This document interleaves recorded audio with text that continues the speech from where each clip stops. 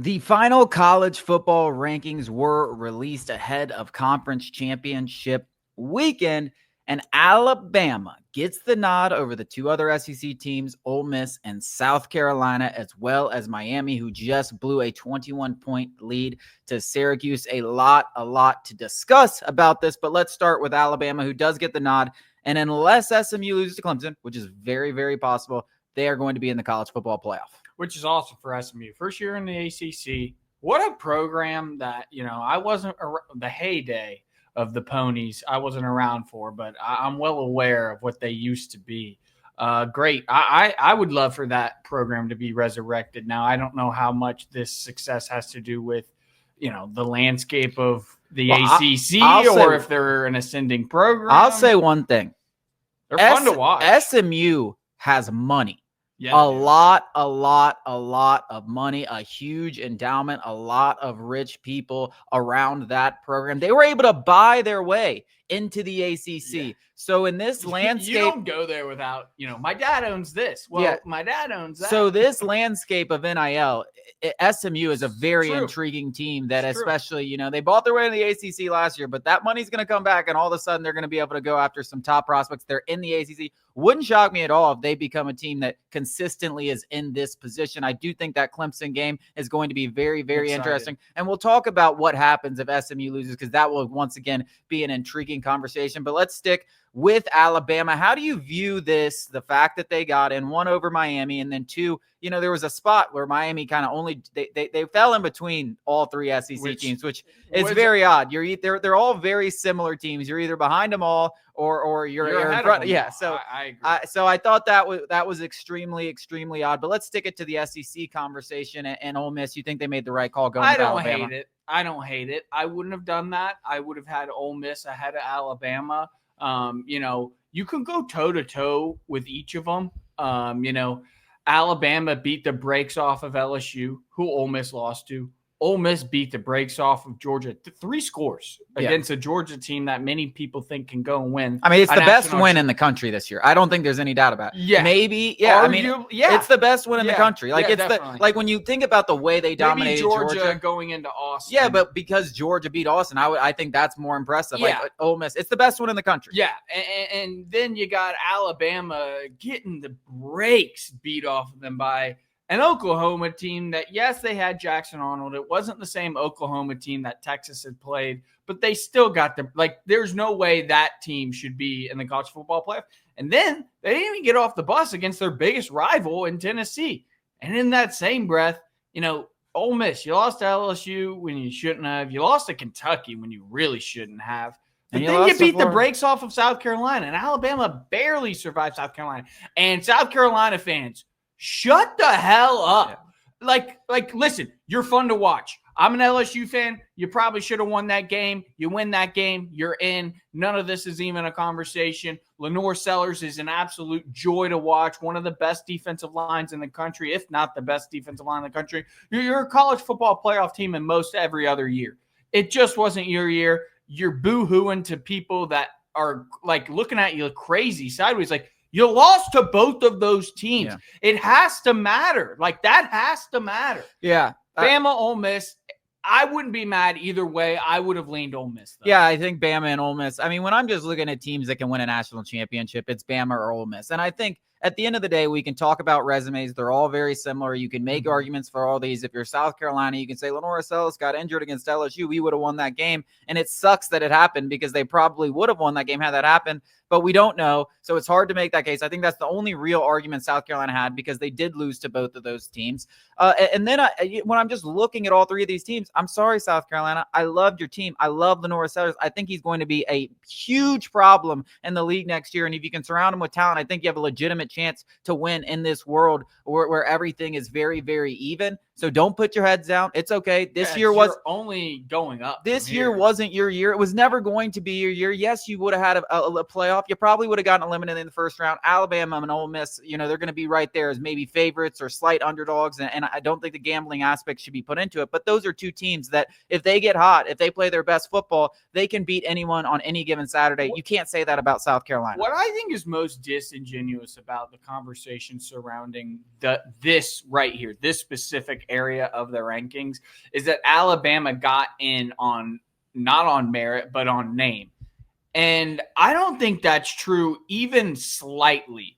If you want to just remove all of the colors, all of the logos, and you just put up who they won against, who they lost against, their strength of schedule, top 25 wins, top 25 losses, all those things, you would be like, oh, maybe Alabama, or I guess maybe Ole Miss. Like, you wouldn't choose South Carolina without any context whatsoever. Like, if you just look at their resumes, there's a very fair argument to be made that Alabama has the best one of them. No, I think it should have been Ole Miss. I don't think it should have been South Carolina in any aspect. And the merit versus reputation argument is disingenuous to what Bama has.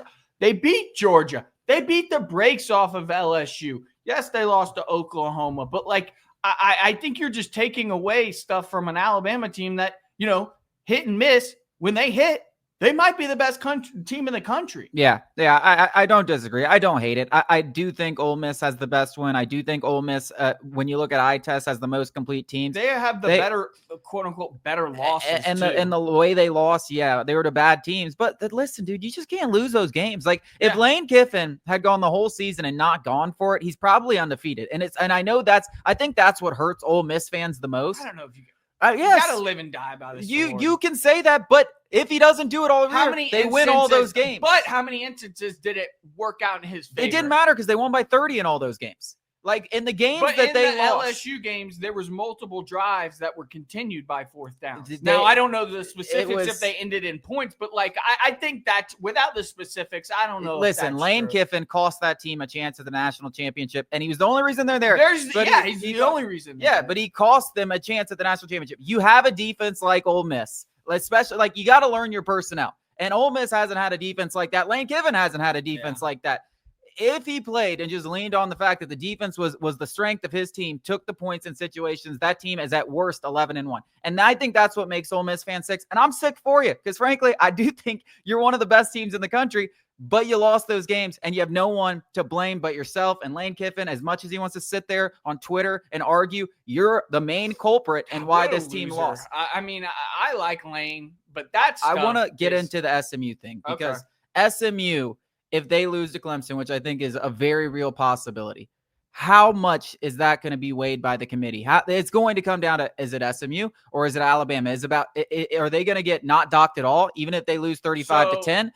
So Manuel, the commissioner of the college football playoff, this ties into this rant.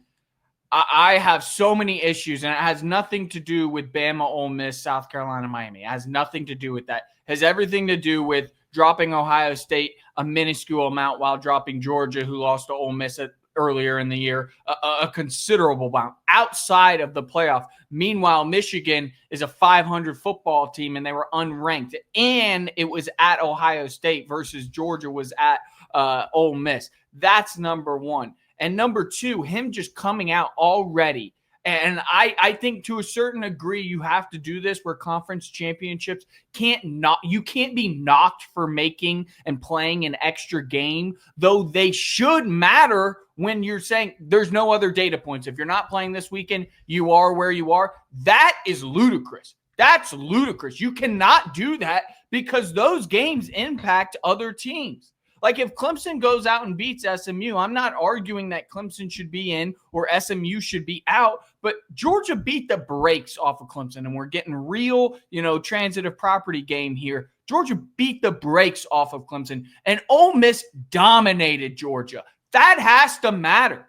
Like the conference champions shouldn't count negatively if you're in the conference championships, but in terms of data points for teams outside of the conference, They have to matter. I just don't think there's enough to switch up the Sure, Miamis this year, because this year. Miami hasn't played SMU This year, though, that cannot go.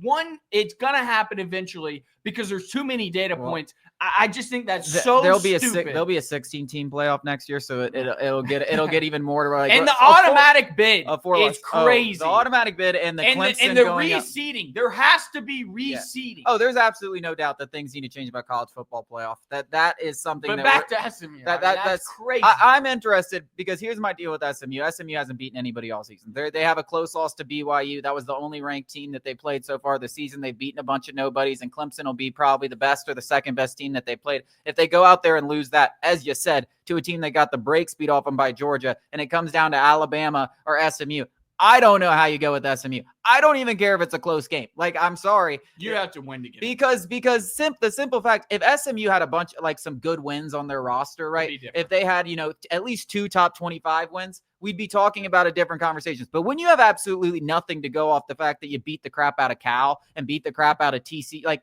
those games actually don't matter. This game does matter. So I do think that if SMU loses, unless it's very, very close or maybe controversial, if they lose by 8, a touchdown or 10 points, I have a hard time believing the committee is going to sit here and look at those data points that you're talking about and be like, yeah, they're a better team than Alabama. I just have a hard time believing that. I think they're telling you with what currently sits there that if SMU loses, they are out. Or they would have put Miami ahead of Alabama. Yeah, I mean Miami's got 2 losses. Bama, SMU will then have 2 losses. And how the ACC, and we talked about like how Texas got around all these teams. How the ACC has 3 good teams and none of them played each other is beyond me. Like Clemson, SMU, and Miami, absolutely none of them played them. And if the ACC has a problem with the fact that they're only going to get 1 team in, maybe you should have had them play each other. Because if SMU had a win over Miami, guess what? They're probably in. Yeah, and Clemson wins, you got 2 teams in. Yep. So as much as you want to make these schedules as easy as possible for your top teams, that's a data point against it because SMU, if they had a win over Clemson or Miami and then lost to Miami or Clemson, like guess what? They are in the college football playoff no matter what. Because they don't, they're going to have to play the winner of that game. I think is the only ACC team that gets in.